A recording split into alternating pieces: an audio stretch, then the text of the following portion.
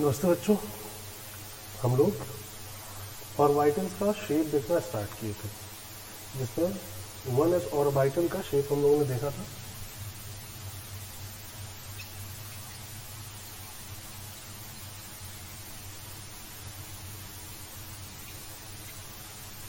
One S का shape हम लोगों ने देखा था, कुछ ऐसा होता है न्यूक्लियस और इसके अराउंड हमें इलेक्ट्रॉन के मिलने की प्रोबेबिलिटी मिलती है, जिसमें से एक रीजन था जहाँ पे उसके मिलने की प्रोबेबिलिटी सबसे ज़्यादा होती थी।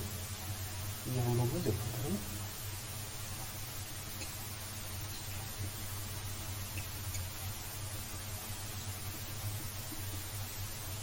इधर भी इलेक्ट्रॉन मिलता था, इधर भी मिलता था, बट इधर उसके मिलने की प्रोबेबिलिटी कम है। एक ऐसा रीजन था जहाँ पे उसके मिलने की प्रोबेबिलिटी ज़्यादा होती है। ठीक है, ऐसा कुछ दिखाई देता है 1s। 2s की अगर बात करें तो 2s कुछ ऐसा होता है, ये न्यूक्लियस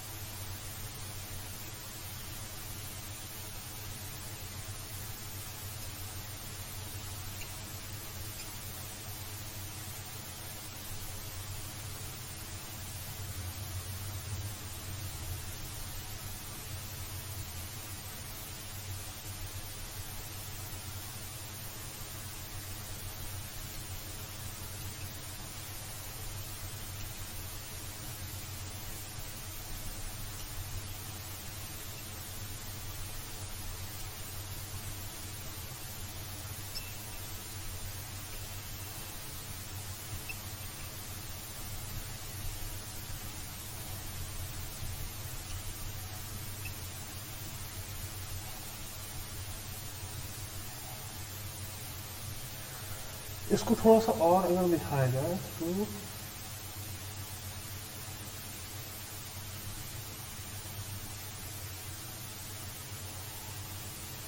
ऐसा हम लोग शो नहीं करना चाहिए, अगर दिखाने के लिए दिखाया जाए तो ऐसा कुछ है 2s। मतलब क्या है इसमें कि न्यूक्लियस है ये, इसके अबाउट एक रीजन है जहाँ पे इलेक्ट्रॉन मिलेगा, फिर एक ये ऐसा रीजन है जहाँ पे हमें इलेक्ट्रॉन नहीं मिलेगा। ये जो रीजन देख रहे हैं यहाँ पे इलेक्ट्रॉन नहीं मिलेगा, फिर इसके बाद एक रीजन है जहाँ पे इलेक्ट्रॉन हमें मिल रहा है, और इधर ही एक ऐसा रीजन आता है जहाँ पे इलेक्ट्रॉन के मिलने की प्रोबेबिलिटी सबसे ज़्यादा होती है।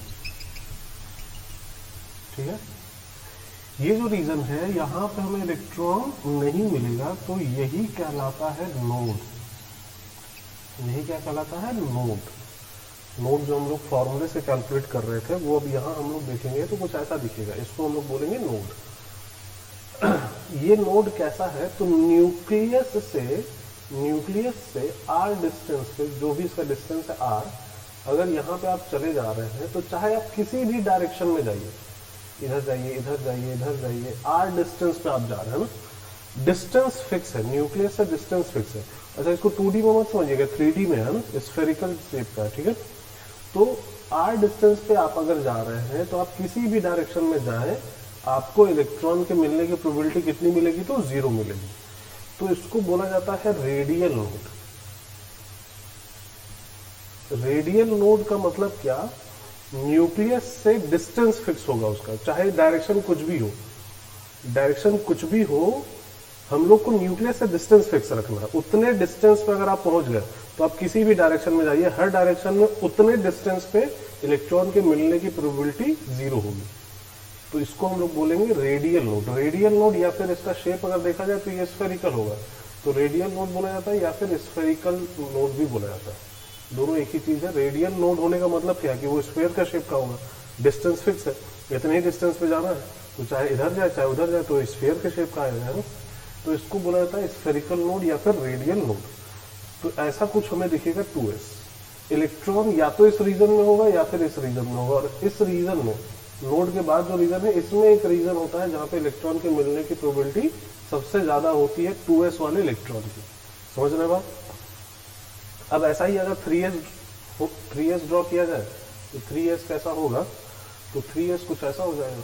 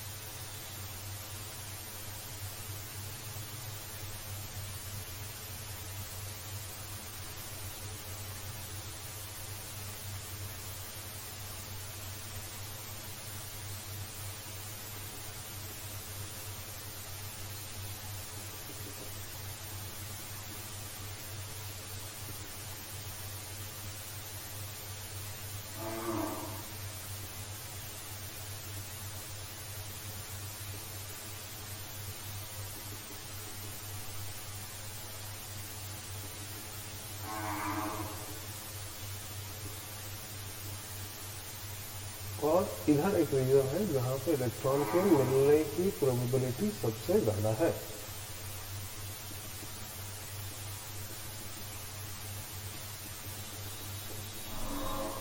इस रीजन में और इस रीजन में हमें इलेक्ट्रॉन नहीं मिलेगा, तो ये क्या हो गए, नोड हो गए। और यहाँ दो नोड हो, 3s में हम लोग अगर फॉर्मूले से भी देखें तो दो नोड होने चाहिए, n-1 3-1 2 दो नोड होने चाहिए, और दोनों रेडियल होने चाहिए। ये भी हम लोग फॉर्मूले से देख सकते हैं। रेडियल नोड का फॉर्मूला होता था n-l-1, तो n-l-1 करेंगे तो वो 2 के बराबर आ जाएगा। तो ये दोनों नोड हैं, और दोनों कैसे हैं, तो रेडियल नोड है। यहाँ पे दोनों नोड कैसे हैं, तो रेडियल। समझ में आ रही बात? तो ऐसा कुछ है 3s। तो ये आप अपने कॉपी में ड्रॉ करें, ड्रॉ करिए इसको, और फिर हम लोग इसके आगे देखते हैं। चलिए इतना ड्रॉ कर लीजिए।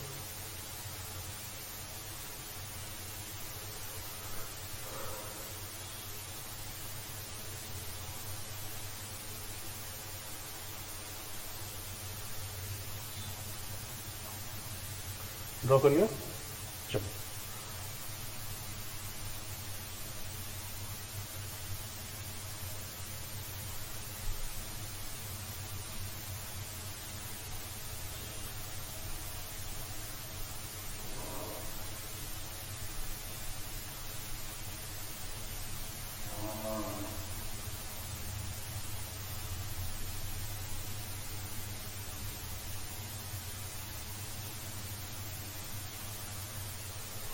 तो रेडियल नोड क्या होता है, समझ में आ गया? रेडियल नोड का मतलब क्या, न्यूक्लियस से उसका डिस्टेंस फिक्स रहेगा, उसको डायरेक्शन से मतलब नहीं। अच्छा, अब दूसरी बात कर लेते हैं एंगुलर नोड की। एंगुलर नोड का मतलब क्या, उसको डायरेक्शन से मतलब है, उसको डिस्टेंस से मतलब नहीं है। न्यूक्लियस से आप कितने भी डिस्टेंस पे चले जाइए, एक पर्टिकुलर डायरेक्शन में ही आपको चलना है। उस डायरेक्शन में कितने भी डिस्टेंस पे आप चले जाइए, हर जगह इलेक्ट्रॉन के मिलने की प्रोबेबिलिटी 0 होगी। ऐसे नोड को हम लोग बोलते हैं एंगुलर नोड। ठीक है, ऐसे नोड को बोला जाता है एंगुलर नोड। और जनरली ये एक प्लेन होता है। ये क्या होता है, एक प्लेन। एक प्लेन होता है, प्लेन समझते हैं ना, जैसे ये व्हाइट बोर्ड, ये प्लेन है। तो जनरली एक प्लेन होता है जहां पे इलेक्ट्रॉन के मिलने की प्रोबेबिलिटी 0 होती है। जनरली, हमेशा हो ऐसा जरूरी नहीं है, आगे चल के हम लोग देखेंगे भी कि एंगुलर नोड हमेशा प्लेन नहीं होते हैं, उसके अलावा भी कुछ होते हैं। हाँ, रेडियल नोड हमेशा कैसे होंगे, तो स्फेरिकल होंगे। रेडियल नोड बोलिए या स्फेरिकल नोड बोलिए, बात एक ही है। एंगुलर नोड जनरली प्लेन होते हैं, इसलिए उनको नोडल प्लेन भी बोल दिया जाता है। नोडल प्लेन का मतलब एक ऐसा प्लेन जहां पे इलेक्ट्रॉन के मिलने की प्रोबेबिलिटी 0 है। ठीक है, तो एंगुलर नोड और नोडल प्लेन हमारे लिए एक ही चीज होगी। कभी कभी एंगुलर नोड प्लेन नहीं होता है, तो हम लोग देखते हैं कि कैसे हम लोग बोलते हैं कि प्लेन है, कहां पे इलेक्ट्रॉन के मिलने की प्रोबेबिलिटी 0 होती है। जैसे हम लोग 2p का शेप देखते हैं, 2p में 3 ऑर्बिटल होंगे, 2px, 2py और 2pz। तो 2px का अगर शेप देखा जाए तो ये सपोज कर लेते हैं x एक्सिस है, ये वाई एक्सिस है और परपेंडिकुलर जेड एक्सिस होगा, तो जेड को ऐसे दिखा देते हैं, तो 2px कुछ ऐसा होता है हमारा,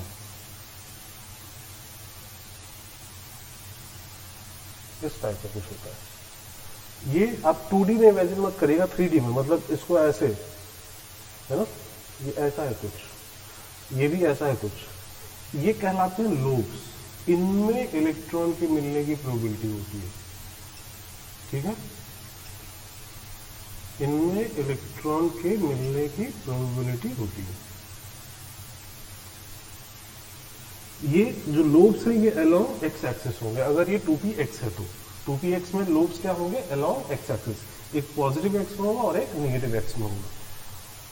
यहां न्यूक्लियस है, ठीक है, यहां न्यूक्लियस है।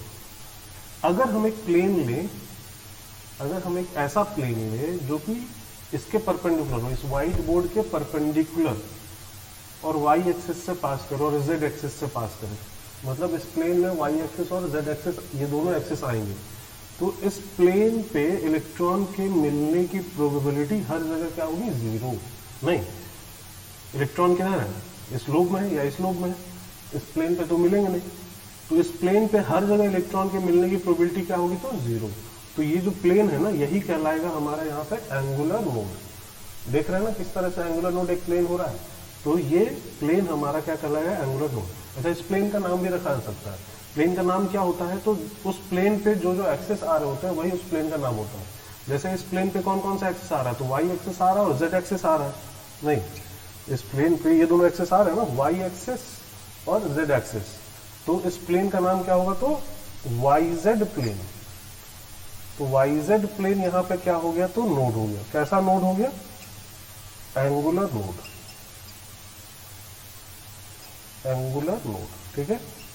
एक ही नोड होना चाहिए n-1, और वो कौन सा नोड है, तो एंगुलर नोड है। वाईजेड प्लेन एंगुलर नोड है, या फिर वाईजेड प्लेन को यहाँ पे हम लोग नोडल प्लेन भी बोल सकते हैं।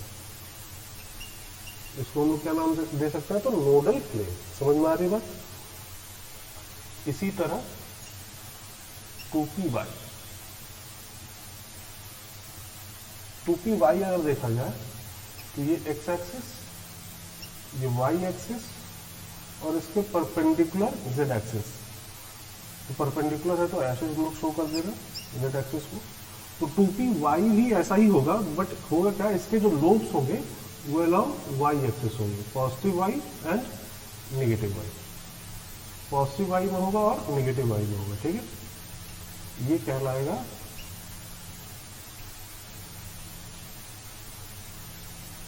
To P Y. यहां पे भी नोड होगा, प्लेन, कौन सा प्लेन होगा, तो ये वाला प्लेन। इस प्लेन पे इलेक्ट्रॉन के मिलने की प्रोबेबिलिटी जीरो होगी। क्या नाम दिया जाएगा इस प्लेन का, तो इस पे एक्स एक्सिस आ रहा है और इस पे जेड एक्सिस आ रहा है, तो इसको हम लोग क्या नाम देंगे, एक्जेक्ट प्लेन। यहां पे नोड क्या है, तो एक्जेक्ट प्लेन, ठीक है। और अगर इसी तरह 2pz की अगर बात की जाए,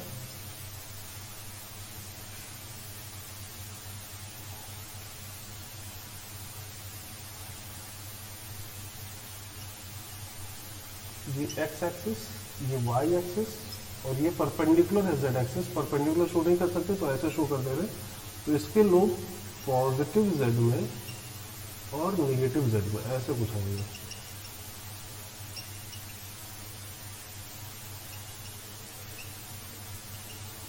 ये वाला जो लोब है ये बाहर की तरफ निकला हुआ है इस तरीके से, और ये वाला जो लोब है ये अंदर की तरफ है ना। समझ पा रहे हैं इस चीज को। तो इसको कहा जाएगा 2pz। और इसका अगर आप इमेजिन करें xy प्लेन, ये बोर्ड जो व्हाइट बोर्ड है ये xy प्लेन है नहीं, क्योंकि z एक्सिस इसके परपेंडिकुलर है। इस पॉजिटिव z में एक लोब है और नेगेटिव z में एक लोब है, तो ये जो xy प्लेन होगा यही क्या हो जाएगा हमारे यहाँ पे एंगुलर नोड। यहाँ पे नोड क्या होगा, तो यहाँ पे xy प्लेन, एंगुलर नोड हमारा यहाँ पे xy प्लेन है, ठीक है। तो ऐसा कुछ है 2px, 2py और 2pz। चलिए वीडियो पॉज करिए और इसको भी ड्रॉ करिए। चलिए ड्रॉ कर लिया। तो ये हो गया 2px, 2py, 2pz। अब आते हैं हम लोग 3D पे।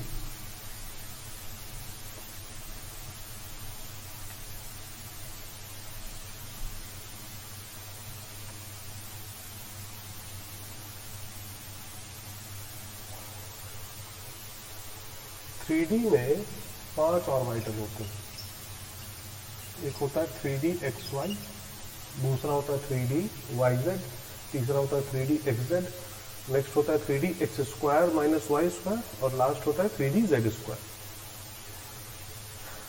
जैसा पी शब्द देखे थे डम्बल शेप का, 2 लोब्स थे उसमें, वैसा ये भी होता है, बट ये बोलते हैं हम लोग डबल डम्बल। इसमें 4 लोब होते हैं, इसमें 4 लोब्स होते हैं। जैसे देखते हैं 3D XY कैसा होता है। ये एक्स एक्सिस है, ये वाई एक्सिस है, यहाँ पे 4 लोब होते हैं। और 3D XY में जो 4 लोब्स होते हैं वो बिटवीन द एक्सिस होते हैं। मतलब यहाँ पे एक लोब होगा, एक लोब यहाँ पे होगा, एक लोब यहाँ पे होगा, और एक लोब यहाँ पे होगा, ऐसा कुछ।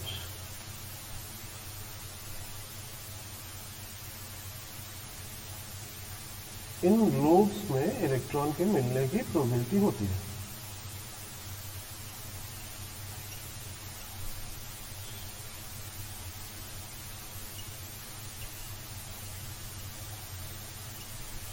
ठीक है, ऐसा कुछ है 3D XY।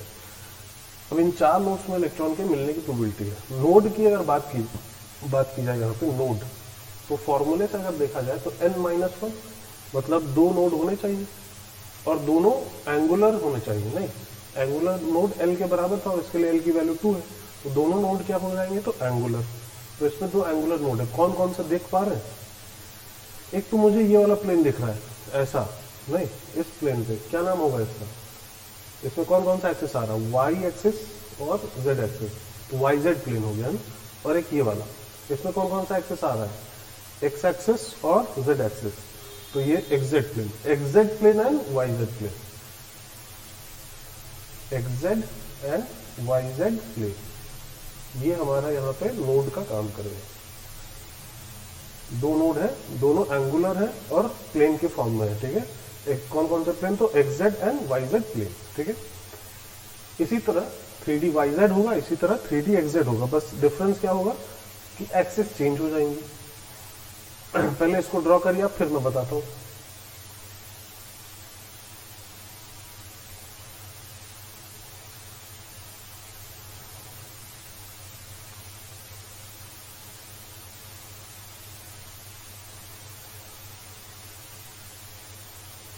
ड्रॉ कर लिया? चलिए, 3D XY के जगह अगर 3D YZ बनाना है, तो YZ के जो लोब्स होंगे वो between Y axis and Z axis होंगे, Y axis and Z axis. और इसको आप फिर बना दीजिए X एक्सिस। इसके लोब्स कहाँ कहाँ होंगे? तो between Y axis and Z axis, 3D YZ के। तो इस बार हमारा नोड कौन कौन सा हो जाएगा बताइए सोच के। कौन कौन सा प्लेन है? ये वाला प्लेन कौन सा है? तो ये है वाई एक्स, मतलब एक्स वाई प्लेन है। ये हमारा कौन सा है? तो एक्स वाई प्लेन। और ये वाला होगा, ये हमारा कौन सा है? तो एक्स जेड प्लेन।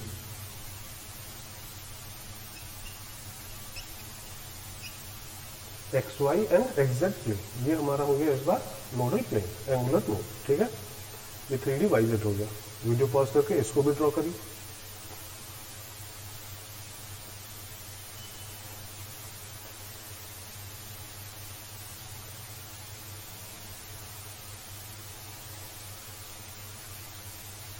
ड्रॉ कर लिया? चलो, इसी तरह 3D XZ होगा। 3D XZ अगर ड्रॉ करेंगे,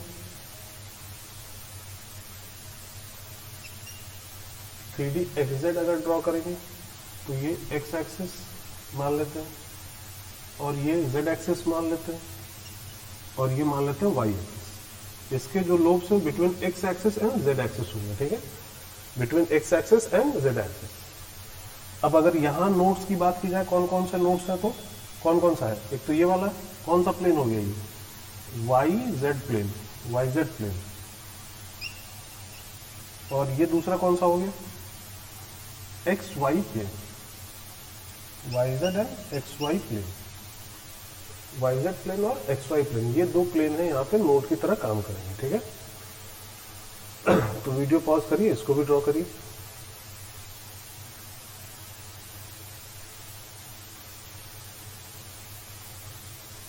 चलिए, ड्रॉ कर लिया। अब नेक्स्ट आता है 3D x² माइनस y²।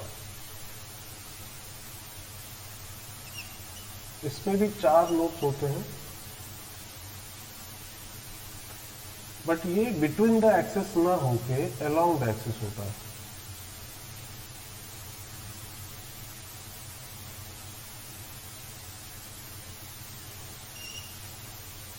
ऐसा कुछ होता है।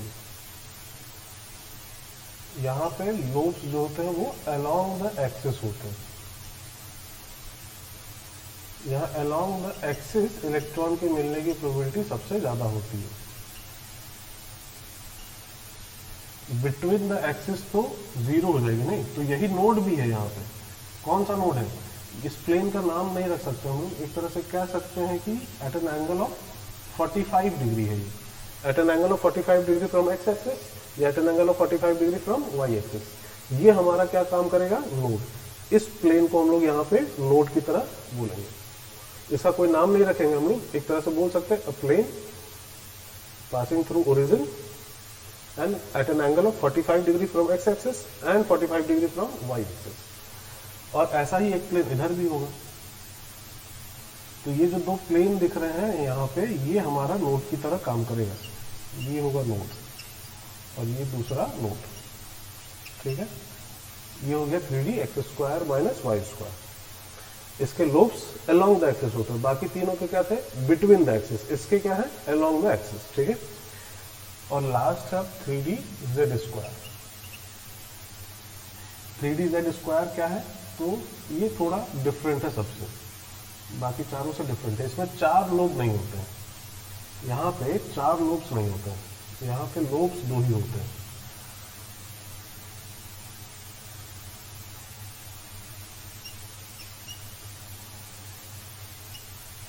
ये z एक्सिस दिखा रहा हूं मैं, इसमें 2 लोब्स होते हैं, वो अलोंग z एक्सिस होते हैं, एक पॉजिटिव z में और एक नेगेटिव z में, ऐसा कुछ, ठीक है। इनमें इलेक्ट्रॉन के मिलने की प्रोबेबिलिटी होती है।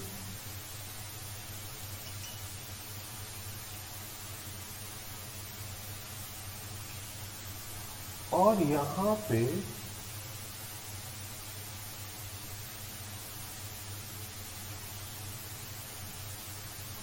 इस टाइप की चीज होती है जिसमें इलेक्ट्रॉन के मिलने की प्रोबेबिलिटी होती है। ये कैसा है, इसको अगर समझा जाए तो ये z एक्सिस है, ठीक है, समझिएगा ना, ये z एक्सिस है। तो एक लोब ऊपर की तरफ 3D में है ना ऐसा, और एक लोब नीचे की तरफ 3D में, और बीच में डिस्क समझते हो ना, डिस्क। तो डिस्क क्या होता है? हर जगह उसकी थिकनेस सेम होती है। तो आप डिस्क के जैसा ही समझिए, बट ऐसा समझिए कि उसकी थिकनेस जैसे जैसे दूर जाएंगे वैसे वैसे बढ़ती जाएगी। यूनिफॉर्म थिकनेस नहीं है। न्यूक्लियस के पास आएंगे तो थिकनेस कम, न्यूक्लियस से दूर जाएंगे थिकनेस ज्यादा,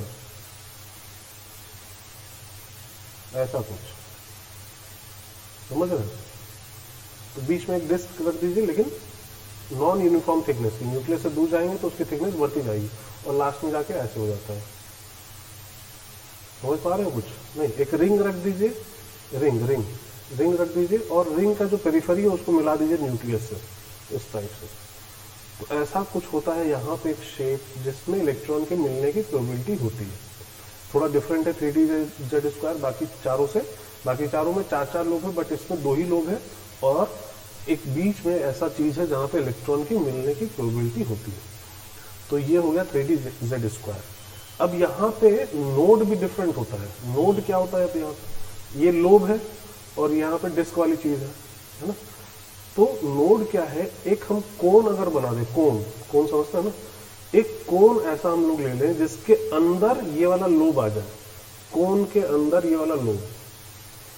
तो इस कोन का जो सरफेस है उस पर इलेक्ट्रॉन के मिलने की प्रोबेबिलिटी 0 होगी, क्योंकि ये यहाँ पे डिस्क है, इसमें इलेक्ट्रॉन है, और ये लोब है, इसमें इलेक्ट्रॉन है। तो कोन के अंदर आ गया है लोब, तो इस कोन का जो सरफेस है वहां पे इलेक्ट्रॉन के मिलने की प्रोबेबिलिटी 0 होगी। तो इस कोनिकल सरफेस पे एक कोन अगर हम लोग ऐसा ले लें, एक कोन ऐसा ले लिया जाए, तो इस कोनिकल सरफेस पे इलेक्ट्रॉन के मिलने की प्रोबेबिलिटी क्या होगी? 0। तो ये हो जाएगा हमारे यहाँ पे नोड, एंगुलर नोड। ये कोनिकल सरफेस और एक इसी तरीके से नीचे एक कोनिकल सरफेस होगा। तो ये दोनों कोनिकल सरफेस यहाँ पे नोड की तरह काम करेंगे। कौन सा नोड? तो एंगुलर नोड। दो नोड है, एक ऊपर एक कोनिकल सरफेस और एक नीचे कोनिकल सरफेस। इमेजिन कर पा रहे हैं ना इस चीज को? ये डिस्क है और ये लोब है, तो इसके अंदर एक कोनिकल सरफेस ऐसा या ऐसा एक कोनिकल सरफेस, ठीक है। तो उन दोनों सरफेस पे इलेक्ट्रॉन के मिलने की प्रोबेबिलिटी 0 होगी। तो यहाँ पे नोड कैसा है? तो नोड यहाँ पे एंगुलर नोड है, बट वो कोनिकल सरफेस है। कोन का जो सरफेस है वही है हमारा यहाँ पे नोड। चलिए तो इसको ड्रॉ करिए, वीडियो पॉज करिए और इन दोनों को ड्रॉ कर लीजिए।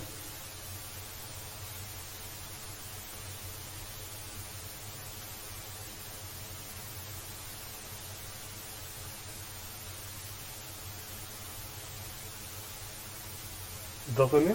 चलिए मैं कुछ दिखाता हूँ आप लोग को कि ये जो ऑर्बिटल्स हैं ये किस टाइप के दिखते हैं।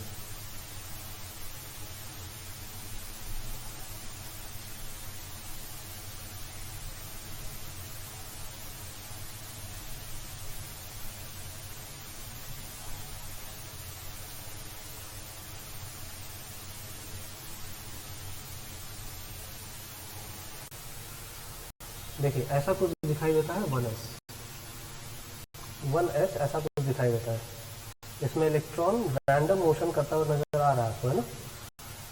हाँ, लेकिन एक डिस्टेंस है जहाँ पे उसके मोशन का प्रोबेबिलिटी सबसे ज़्यादा, जहाँ पे वो अपना सबसे ज़्यादा टाइम स्पेंड कर रहा है। तो ऐसा कुछ होता है 1s, ठीक है। अगर इसी तरह से 2p देखा जाए तो 2p कुछ ऐसा होता है। देखिए ये देख रहे हैं, ये 2p है। 2p में इलेक्ट्रॉन का मोशन को दिखाया गया है, ठीक है। ऐसा कुछ होता है 2p, ठीक है। अब ये जो 3dz² हमने ड्रॉ किया है, इसको देखिए ये कैसा होता है। ये 3dz², ये देखिए जो चीज हमने ड्रॉ की थी, क्या वो समझ में आ रही है? इमेजिन कर पा रहे हैं आप कैसा होगा? तो ये है 3dz²। इसमें इलेक्ट्रॉन का मोशन, जो लोब्स की मैं बात कर रहा था और जो डिस्क टाइप की चीज है उसकी मैं बात कर रहा था, वो आप देख सकते हैं ना। चलिए तो ये हो गया 3dz²। इस टाइप का कुछ होता है ऑर्बिटल्स, ठीक है। चलिए अब आगे बढ़ते हैं हम लोग।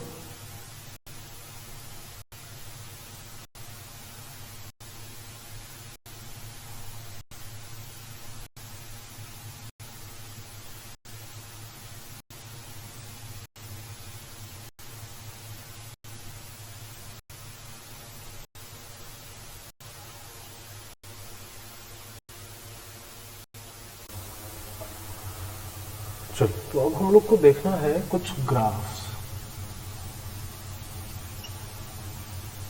किसका ग्राफ? तो साई का ग्राफ। किसके साथ? तो आर के साथ। मतलब ये जो वेव फंक्शन है, तो इसका जो रेडियल पार्ट है, नहीं आर के साथ ड्रॉ करना है, तो इसका जो रेडियल पार्ट होगा उसका ग्राफ हम लोग ड्रॉ करेंगे, ठीक है। किसके साथ? आर के साथ। आर क्या है? Distance from the nucleus. तो अलग अलग जो ऑर्बिटल है उनके लिए अलग अलग आता है। ये कहाँ से आता है इसको जानने की जरूरत नहीं है। ये कैसे आया ये ग्राफ,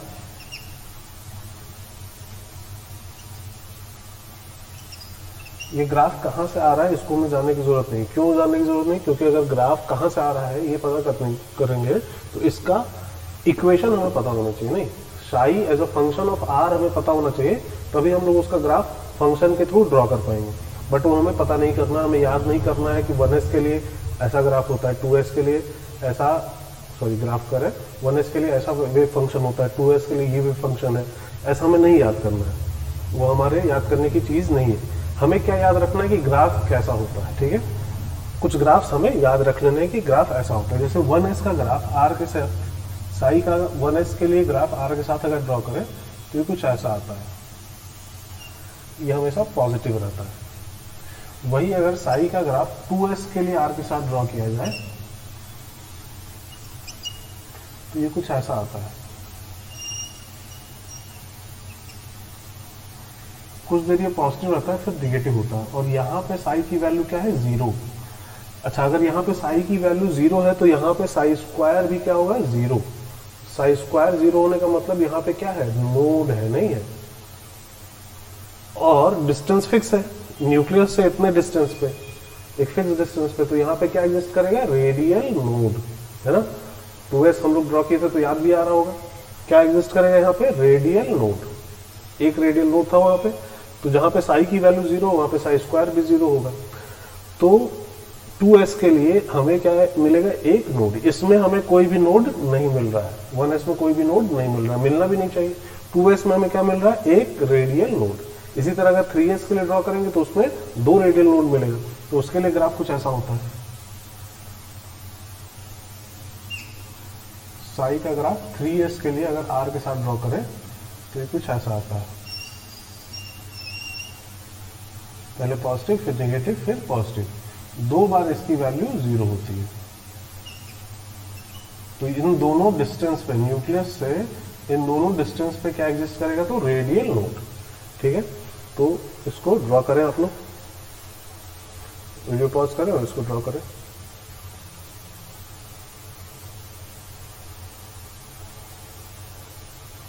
ड्रॉ कर लिया। तो ये ग्राफ हमें इसी तरीके से याद रख लेना है, कहां से आ रहा है ग्राफ, क्यों आ रहा है ऐसा ग्राफ, ये सब हमें नहीं बात करनी है, हमें बस ग्राफ ऐसा होता है याद रख लेना। हाँ, ग्राफ को देख के हम क्या बता सकते हैं, तो जैसे इस ग्राफ को देखेंगे तो ये बताएंगे कि यहाँ पे नोड एग्जिस्ट कर रहा है, रेडियल नोड। इस ग्राफ को देखेंगे तो बताएंगे इन दोनों जगह पे नोड एग्जिस्ट कर रहा है, रेडियल नोड। तो ग्राफ को देख के ये हम बता सकते हैं ग्राफ किसके लिए कैसा है, क्यों है वैसा, ये सब हमें बात नहीं करनी है, ठीक है। चलिए, अब ये 1s 2s और 3s के लिए हो गया। अगर 4s के लिए ड्रॉ करना होता तो क्या करते, ऐसा नीचे फिर एक बार ले जाके फिर इन्फिनाइट की तरफ ले जाते हैं, मतलब 0 की तरफ ले जाते हैं, इन्फिनाइट की तरफ जाते हैं। वहां पे 3 नोड हो जाते हैं, इसमें 2 नोड दिख रहे हैं, इसमें 1 नोड, इसमें 1 भी नहीं, ठीक है। अब अगर आगे बढ़े और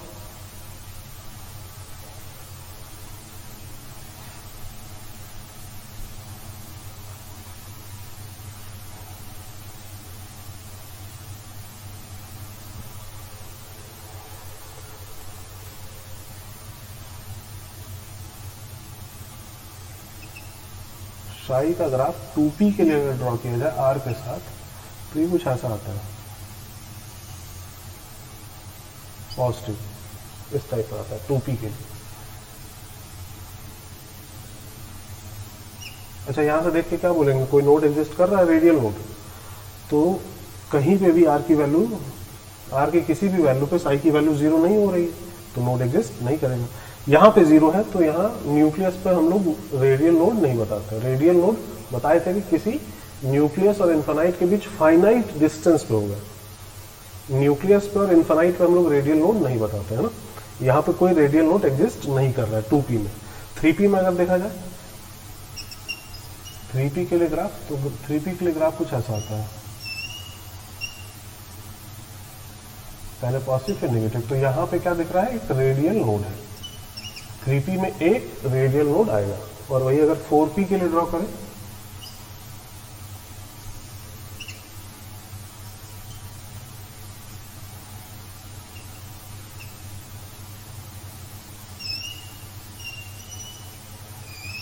ऐसा कुछ प्लस माइनस फिर प्लस, तो यहाँ 2 रेडियल नोड होंगे, ठीक है।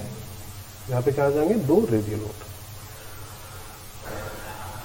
ये ध्यान रखिएगा बस कि जैसा ग्राफ 2p के लिए होता है वैसा ही 3d, एक बढ़ा दीजिए तो d का हो जाएगा, ठीक है, या एक और बढ़ा दीजिए तो f का हो जाएगा, ऐसा ही ग्राफ 4f का होगा, ठीक है। जैसा ग्राफ 2p वैसा ही 3d, वैसा ही 4f, जैसा ग्राफ 3p वैसा ही 4d और वैसा ही 5f, जैसा ग्राफ 4p वैसा ही ग्राफ 5d और वैसा ही 6f।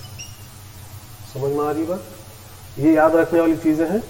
वैल्यूज चेंज हो जाएंगी, जो वैल्यू r की 2p के लिए है वो वैल्यू 3d के लिए नहीं होगी, चेंज हो जाएंगी, वैल्यूज चेंज हो जाएंगी, बट ग्राफ दिखेगा ऐसा ही, है ना, ग्राफ हमें ऐसा ही दिखेगा। समझ में आ रही बात है ये। चलिए इसको भी ड्रॉ करिए वहां पे।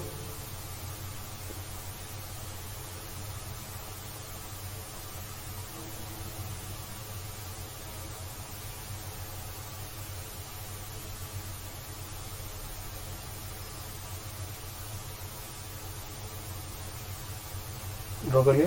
चलिए अब जो दूसरा ग्राफ हमें ड्रॉ करना है वो साई स्क्वायर का ग्राफ ड्रॉ करना है आर के साथ। हमें साई स्क्वायर का ग्राफ आर के साथ ड्रॉ करना है। अच्छा, साई पॉजिटिव नेगेटिव हो सकता है, एम्पलीट्यूड पॉजिटिव नेगेटिव हो सकता है, बट अगर उसका स्क्वायरिंग कर देंगे तो वो तो हमेशा पॉजिटिव ही होगा।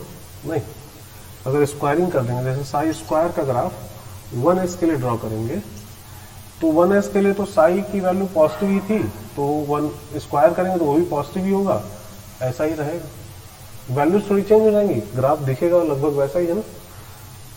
साई स्क्वायर का ग्राफ 1s के लिए, साई स्क्वायर का ग्राफ 2s के लिए अगर ड्रॉ किया जाए तो 2s के लिए कैसा होगा?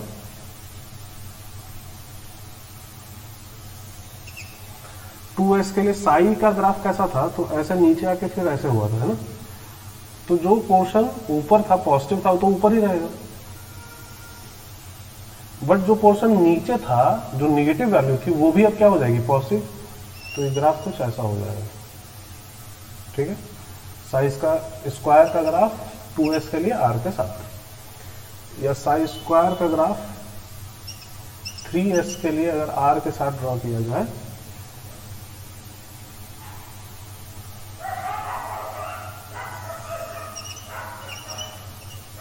तो 3s के लिए ग्राफ कुछ ऐसा हो जाएगा।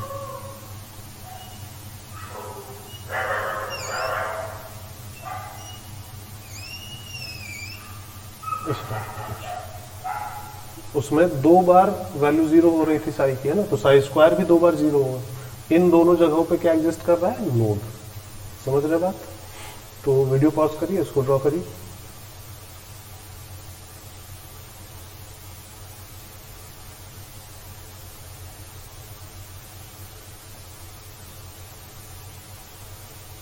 ड्रॉ कर लिया। चलिए अब साई स्क्वायर का ग्राफ 2p के लिए अगर ड्रॉ किया जाए तो 2p के लिए साई का ग्राफ कैसा था? ऐसा था, तो वैसा ही साई स्क्वायर का भी हो जाएगा, इस टाइप का, है ना। वही अगर 3p के लिए ड्रॉ करें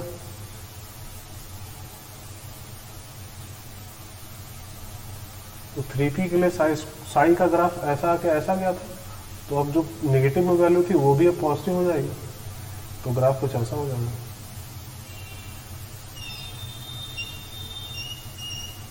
ठीक है।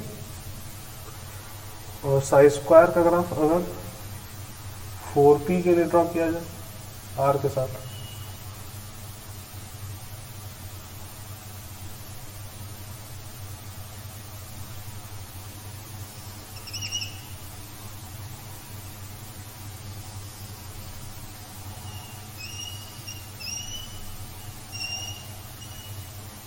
ऐसे कुछ।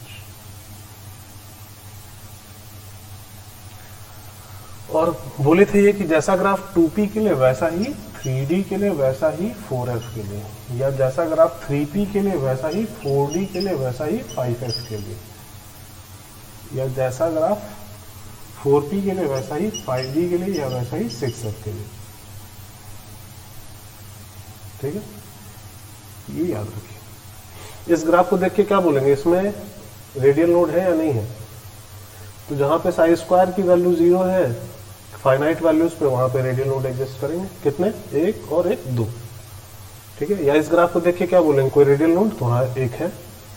इस ग्राफ को देख के कोई रेडियल नोड? नहीं, कोई रेडियल नोड नहीं। समझ आ रही है बातें? चलिए वीडियो पॉज करिए, इसको भी ड्रॉ करिए।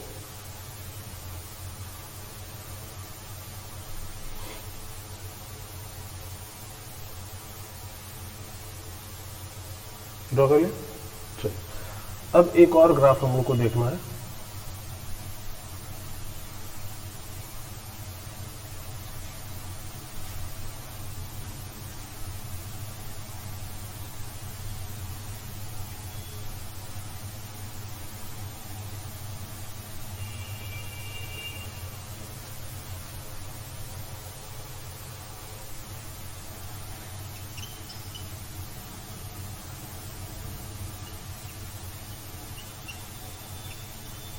Graph of 4 pi psi square r square versus r. ये टर्म क्या है पहले इसको समझते हैं।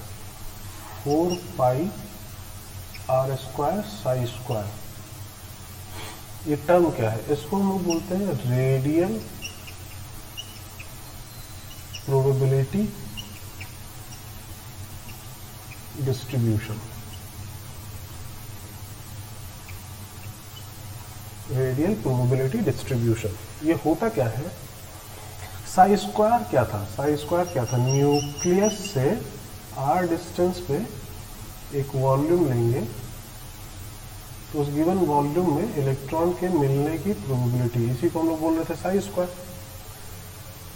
तो ये वॉल्यूम बहुत छोटा सा डीवी वॉल्यूम ले लेते हैं, ठीक है, बहुत छोटा सा वॉल्यूम है, तो इसमें इलेक्ट्रॉन के मिलने की प्रोबेबिलिटी साई स्क्वायर है। अब यहां से हम लोग बनाते हैं एक स्फेरिकल शेल, स्फेरिकल शेल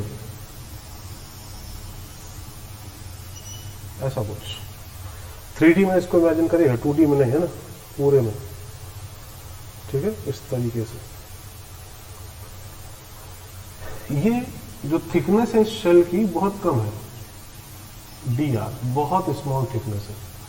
तो अगर इतने वॉल्यूम में इलेक्ट्रॉन के मिलने की प्रोबेबिलिटी साई स्क्वायर है तो इस पूरे वॉल्यूम में इलेक्ट्रॉन के मिलने की प्रोबेबिलिटी कितनी होगी, तो वॉल्यूम से मल्टीप्लाई कर दिया जाए। इसका वॉल्यूम कितना होगा, तो यहां से इस मतलब क्या है, area into thickness 4 pi r square into d r, नहीं इंटू साई स्क्वायर कर दे तो ये पूरा आ जाएगा, और फिर उसको डी आर से डिवाइड कर देते हैं। मतलब एक तरह से इसका surface area 4 pi r square हुआ, सरफेस एरिया ना, और थिकनेस इतना कम है कि उसको हम लोग नेग्लेक्ट कर सकते हैं, मतलब D R into d are कर दे तो ये वॉल्यूम हो जाएगा। ये क्या हो गया, इस पूरे शेल का वॉल्यूम, इस पूरे वॉल्यूम में इलेक्ट्रॉन के मिलने की प्रोबेबिलिटी इतना हो जाएगा, अपॉन में फिर डी आर कर देते हैं तो उसको बोलते हैं radial probability distribution, 4 pi r square psi square, 4 pi r square psi square, इसको बोला जाता है रेडियल प्रोबेबिलिटी डिस्ट्रीब्यूशन। मतलब ये क्या बताता है एक तरीके से, इस सरफेस पे इलेक्ट्रॉन के मिलने की प्रोबेबिलिटी को, ये जो सरफेस है, सरफेस एक होगा ना, आर डिस्टेंस पे एक सरफेस होगा, तो एक तरह से कह सकते हैं इस पूरे सरफेस, स्फेरिकल सरफेस पे इलेक्ट्रॉन के मिलने की प्रोबेबिलिटी। साई स्क्वायर क्या बताता था, इस छोटे से वॉल्यूम में इलेक्ट्रॉन के मिलने की प्रोबेबिलिटी है ना। 4 pi r square psi square क्या बताता है, इस पूरे सरफेस पे किसी टाइम पे इलेक्ट्रॉन के मिलने की प्रोबेबिलिटी कितनी है। जैसे जैसे आर को वैरी करेंगे वैसे वैसे प्रोबेबिलिटी वैरी करेगा। अब इसका ग्राफ हमें ड्रॉ करना होता है। अब इसमें देखिए दो वेरिएबल है, एक तो साई स्क्वायर खुद वैरी करता है आर के साथ, तो साई स्क्वायर वैरी करेगा तो इसकी वैल्यू वैरी करेगी, और ये आर, ये भी तो वेरिएबल है, अगर इसका ग्राफ आर के साथ ड्रॉ करेंगे तो ये भी तो वेरिएबल हो जाएगा आर स्क्वायर, आर की वैल्यू वैरी करेंगे तो भी ये वैरी करेगा। तो इसमें दो वेरिएबल है, तो ये दो वेरिएबल पे डिपेंड करता है, तो इसका ग्राफ हमें आर के साथ ड्रॉ करना होता है। तो इसको अब हम लोग देखेंगे अपने नेक्स्ट क्लास में, 4 pi r square psi square का ग्राफ आर के साथ कैसा होता है, ये सब अब हम लोग अपने नेक्स्ट लेक्चर में देखेंगे, ठीक है। और हम लोग नेक्स्ट लेक्चर में फिर स्टार्ट करेंगे, इस चैप्टर का एक और पार्ट है फोटो इलेक्ट्रिक इफेक्ट, उसको भी हम लोग को देखना है डिटेल में, वो भी हम लोग अब नेक्स्ट क्लास में देखेंगे, नेक्स्ट लेक्चर में, ठीक है। चलिए, तो आज हम लोग यहीं पे कंप्लीट करते हैं। Thank you.